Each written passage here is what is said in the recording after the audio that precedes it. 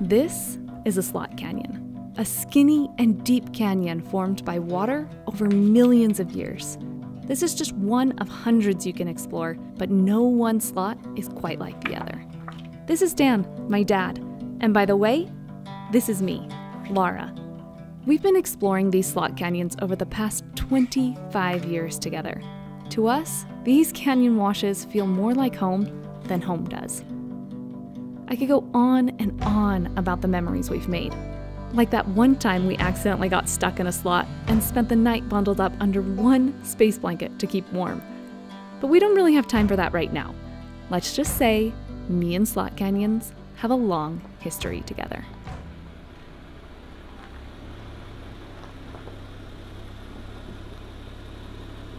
You can find slot canyons throughout the world, but here in Utah, we seem to have the perfect consistency of sand, water, and wind for thousands of them to naturally form. Can you see the bottom? This is definitely not my first time canyoneering, but I still have butterflies in my stomach from nerves as I look over the edge at what we're about to do. What makes me even more nervous, though, is the future of this slot canyon.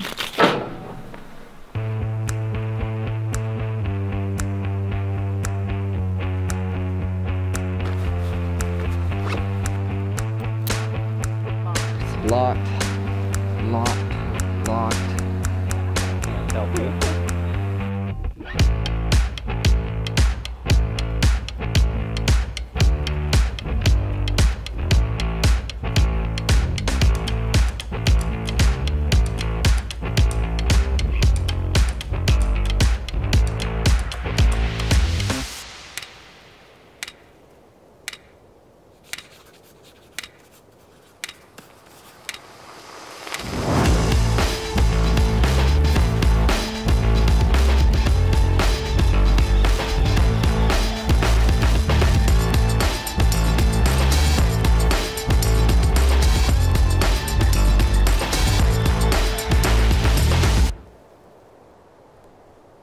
I remember my first time squeezing down a slot canyon. I had to have only been 5 or 6 years old, but ever since then, I've been taken by them.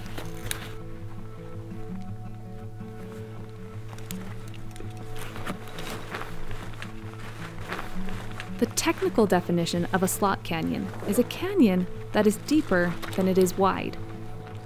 But saying it simply like that doesn't quite paint the picture of what a slot canyon is. It's something you can only know of if you've experienced it firsthand. You feel so much like geologic time, like geologic history, because you know that it took so long for a stream of water to come through a tiny low spot, and then like a crack, and then just the ways that you think about water following this pathway. I feel kind of like connected to geologic time because you just know that it took that kind of deep time to create this feature. Describing it as another world is perfect because it's just kind of an alien place. It almost feels like a place you shouldn't be, where it's like not a place that's like really comfortable, but at the same time, it's like so gorgeous and so interesting that it also feels like almost like a place that you should be, like kind of like home. The tight, sinuous character of the bottom of the canyon was just continually, and like, we're gonna fit through that? It was profound. There's not many things like that on Earth, where you're inside of an environment that wraps around you and it's colorful and the shapes are incredible. And I was hooked, and that was it. And I had as much fun today as I had the first time. Slot canyons are literally a tabernacle of the earth, if you will. They are holy places. They are a place to connect with our natural surroundings. They're incredible. It's taken me years to really understand why a slot canyon is such a special place. They have an obvious beauty. If you've walked through a slot canyon, you have walked through one of the most beautiful places on Earth. But it's beyond their beauty that gives them so much depth. Well, I remember my very first slot canyon. Now, technically, I had been down many other slot canyons, but didn't realize that they were slot canyons. The first slot canyon that we went down that I got excited about was Peekaboo.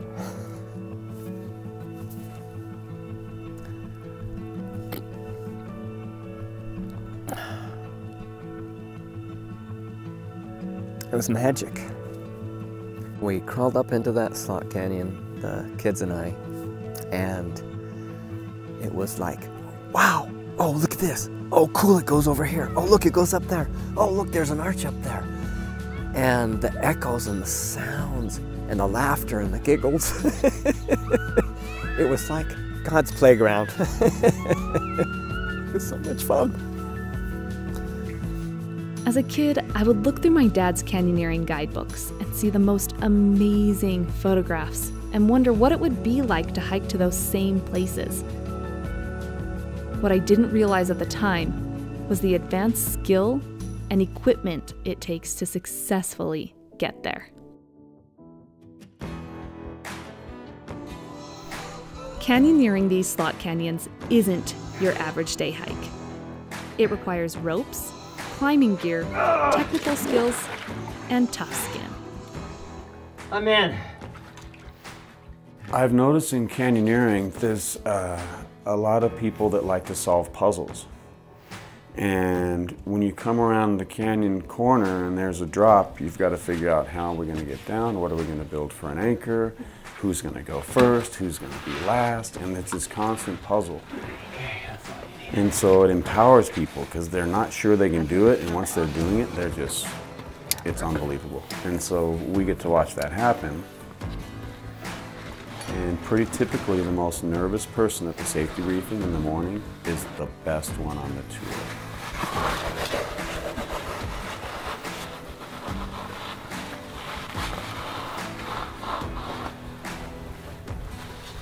Now at this part.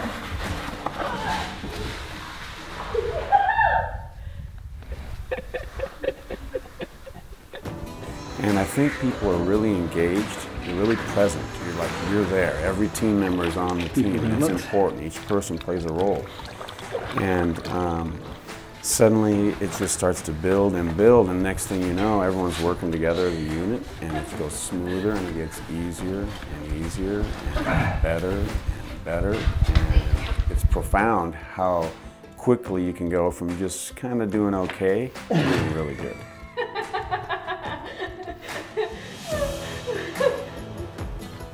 Go way back. Way back.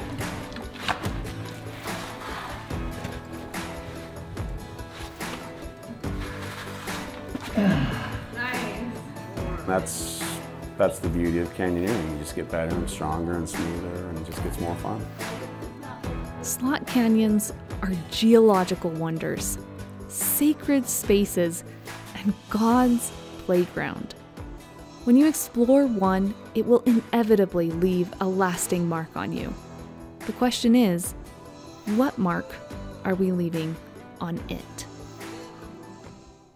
We have some new vandalism tonight to tell you about, this time at Glen Canyon National Recreation Area. An Arizona man speaking out about what he spotted while adventuring in one of the area's many slot canyons. Unprecedented levels of graffiti along all of the parks. Every day they're finding words and shapes painted or drawn with mud, dirt, and pigment. They've seen an increase in graffiti along trails. Even scratched on rocks or carved within moss on this protected land. Graffiti is a federal crime. Leaving your mark on a national or state park is never okay. We hear it all the time, but it seems the message is just not getting through. And sadly, I was hiking with my own little family to a really unique slot canyon, and as we walked through the canyon, my heart dropped into my stomach. Every inch of it was covered in names, scratched into the sandstone walls.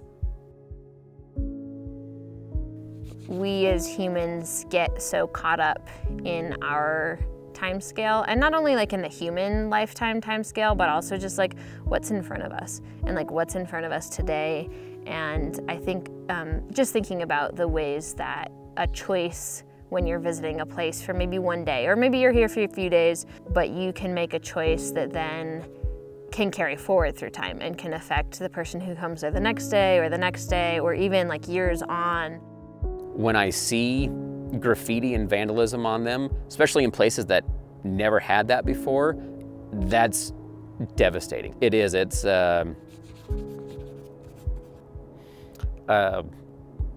sorry. When you look at a place like Zebra Slot Canyon that was pristine and so amazing, and then there's somebody's Instagram handles carved all over it, that is I don't know, another word, it's devastating to see that. There's so many people I meet that, you know, they go out hiking and they see the graffiti and they're like, oh, it's so sad. And you're like, it is really sad.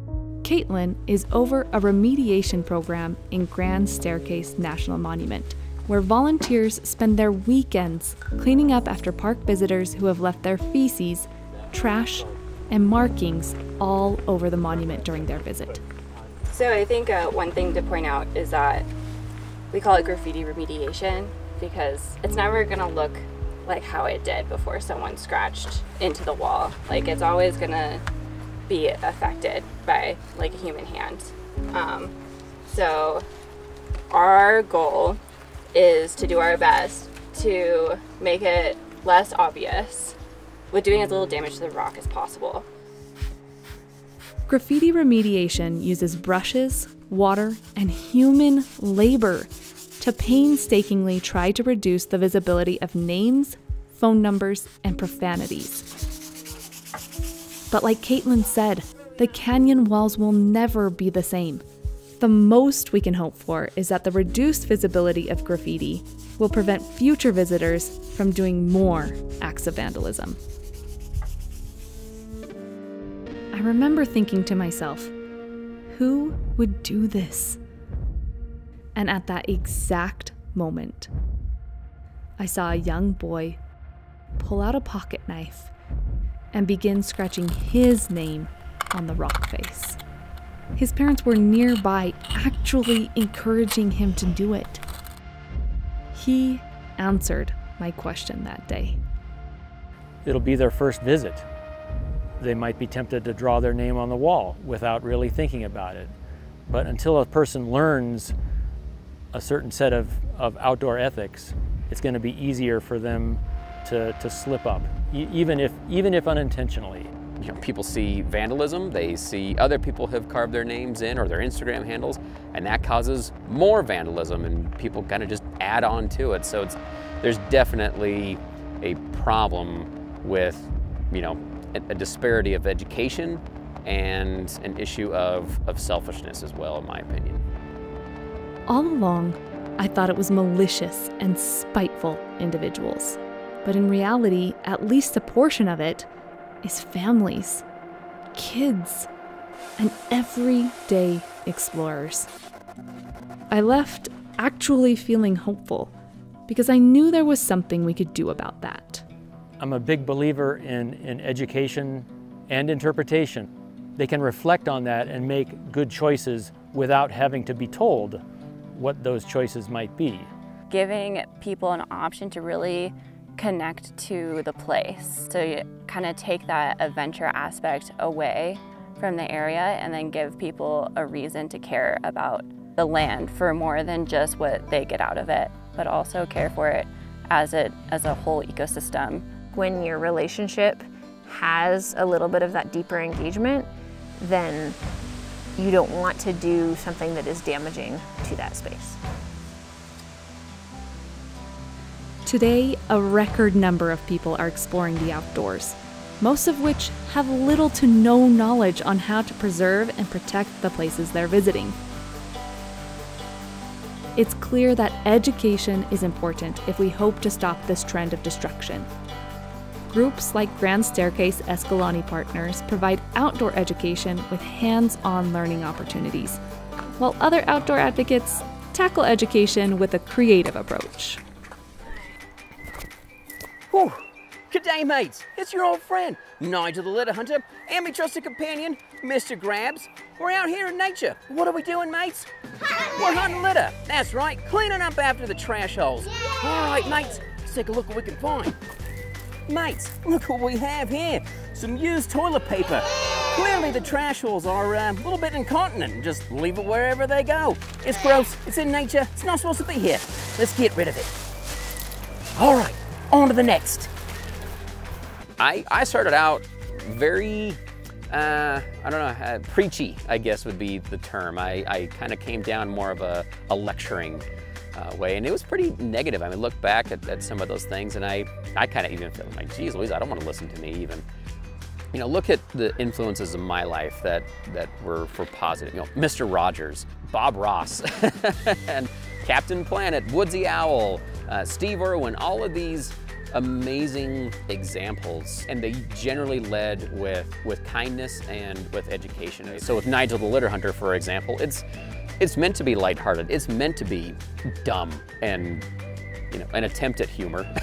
Mates, we got ourselves here a non-reusable water bottle. Did you know, mates, it takes 450 years for these to have a breakdown. It takes Nigel only one minor inconvenience. That's neither here nor there, mates. Let's talk about this litter. You know, you talk about paying it back or whatnot. I think that's also impossible. It's really paying it forward. How are we taking care of these places to ensure that they're preserved and conserved for our kids and future generations? Here's a challenge for you.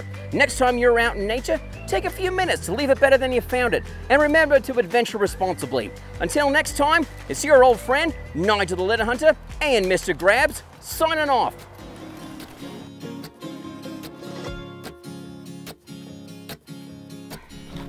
That foot there, perfect. That foot there. There you go. And then we'll snap together. You're good to go. I knew vandalism was a problem, but I just couldn't understand who was doing it or why. My dad would take me on adventures and we would spend a lot of time exploring the outdoors. But we would also spend a lot of time learning how to take care of the places we were visiting. Hey, will you do that to me too? Leave no trace was part of my dad's daily practice, so it naturally became a part of mine. Oh, look. You see that? That's sad. It is our responsibility to make sure that these places and their beauty last many more lifetimes beyond our own. If we want to continue enjoying Earth's natural wonders, like slot canyons, then we have to learn what it takes to preserve them, put it into practice, and pass it along. Your harness has got you. Yep. Dad has got you, okay? Okay, this is where you start leaning back. Keep your feet up a little higher. Take a deep breath and trust. Yes! Okay, keep the feet up now, a little higher. Stay there. Yep. Yes! Yes! Yes! There it is, girl. Dad's holding me. Can you put your feet up on the rocks? Perfect. It starts with me, a mom of 3 young explorers. Wait, 1, 2, 3. Yeah! Teaching my kids not just how valuable the outdoors is for us, but how important the choices we make are to the outdoors. What letter is that? N. N. Good job on your letters, but probably not the best place for it, huh? Yeah. It starts with you. The mark we make should not be the one we leave on sandstone walls, but the mark we make on the next generation.